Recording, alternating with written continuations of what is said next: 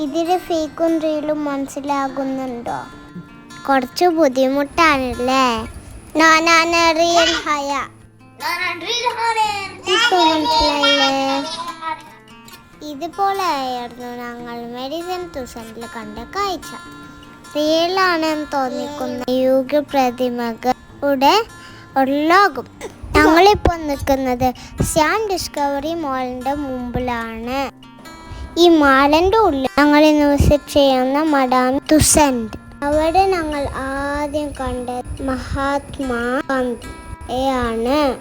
ഞങ്ങളൊപ്പം നിന്ന് ഫോട്ടോ എടുത്തു. ഒബാമയുടെ കൂടെ ഫോട്ടോ എടുത്തു. ഐൻസ്റ്റീൻ്റെ കൂടെ ഫോട്ടോ എടുത്തു. കണ്ടപ്പോൾ മനസ്സിലായി എൻ്റെ ഇപ്പാക്ക് ടിക്കറ്റ് നല്ല ഇഷ്ടം. റൊണാൾഡോനെ കണ്ടപ്പോൾ ഞാനോട് കൈ കൊടുത്തു. പിന്നെ അവിടെ കുറേ മ്യൂസിഷ്യൻസിനെ കണ്ടു.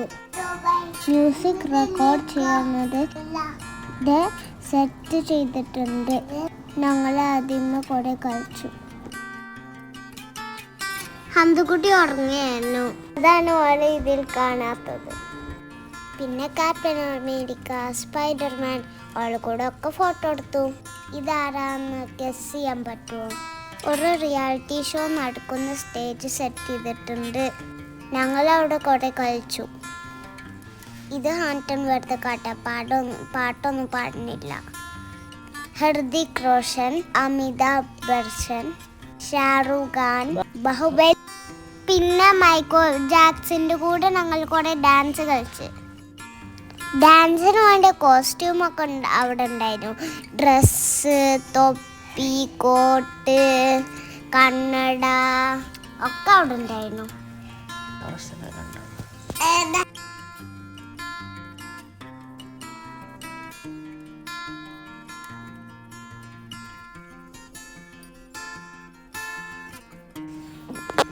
കണ്ടോ, ഹാൻട്ട് മൈക്കൽ ജാക്സന്റെ കോട്ട് പൊന്തിച്ചപ്പോൾ ഓരോ ബാക്കിൽ വന്ന് പൊടിപ്പിച്ചു.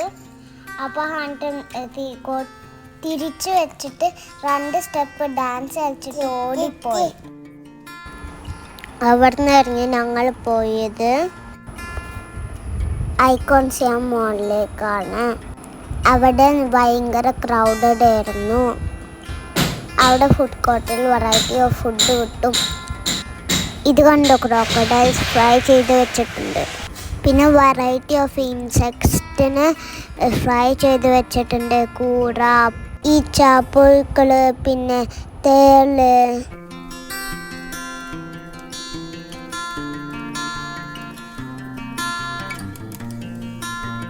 ഞങ്ങൾ പിന്നെ അവിടുന്ന് ബോട്ടിലാണ് തിരിച്ചു പോയത്.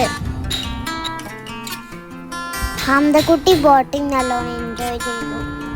ഹാനൂട്ടൻ കണ്ടു, ഹാനൊക്കെ പിടിച്ചിക്കണം. നല്ല ചൂടുണ്ടായിരുന്നു. അപ്പോൾ ഇത്രേ ഉള്ളൂ. Thank you.